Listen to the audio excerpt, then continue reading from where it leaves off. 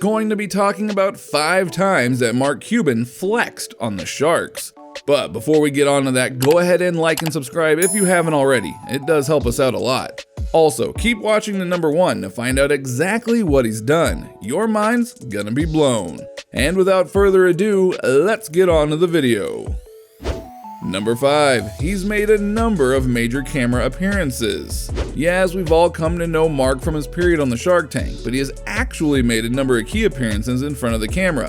First of all, he's had a cameo appearance in a music video for rapper Lil Dicky. Also, he starred as the President of the United States in the action-adventure movie Sharknado 3. He also auditioned for a role in the 1996 action movie Twister, but that role eventually went to someone else. President of the United States is back. We better get you inside, Mr. President. Now.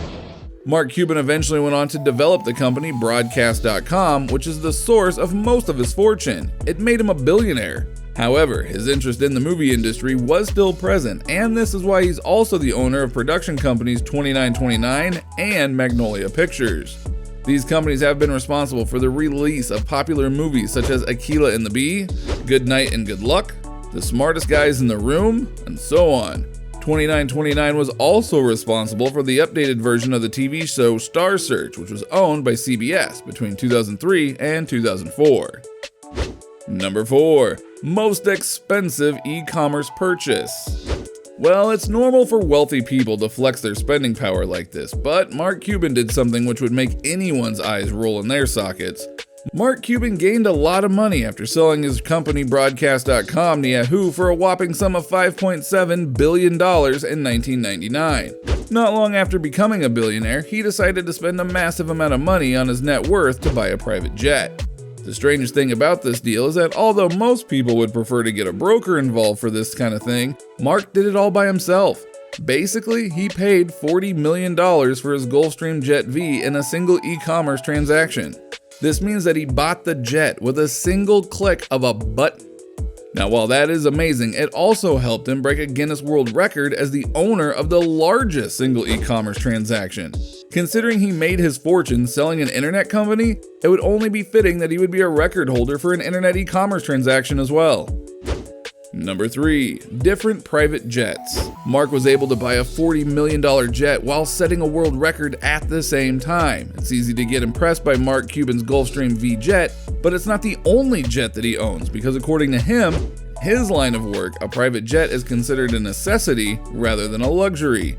Due to this, he decided to purchase a number of other jets. He has stated that having private jets has helped him save time to spend with his wife and 3 kids. So in addition to the Gulfstream 5, Mark also owns a Boeing 757 and a Boeing 767, which is chartered out for private use, allowing others to save time and travel around the world quickly as well.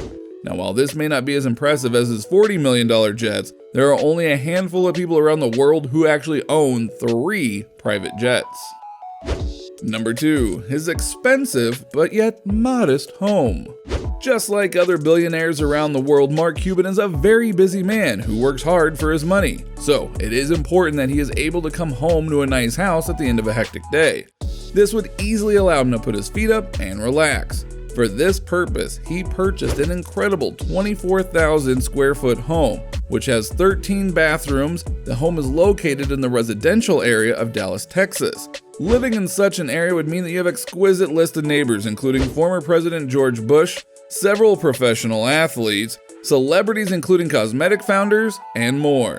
While having a huge house is quite nice, Mark has been known to be a fan of modesty, usually referring to keep most of part of his home as simple as possible.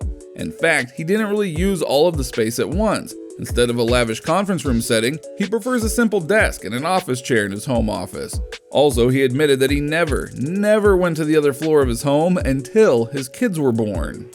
Number 1. Majority shares in the Mavericks. As most people know, Mark Cuban is the majority owner of the NBA franchise, the Dallas Mavericks. However, most people don't know that he bought the team at a cheap price of $285 million. Now, this may seem like a lot of money to anyone, but considering the amount of progress that the team has made, it was actually a very good deal. He saw this as an opportunity to start a new project and realize one of his dreams. When he purchased the team in 2000, it was one of the worst teams in the NBA, but Mark managed to shake things up and cause desired changes.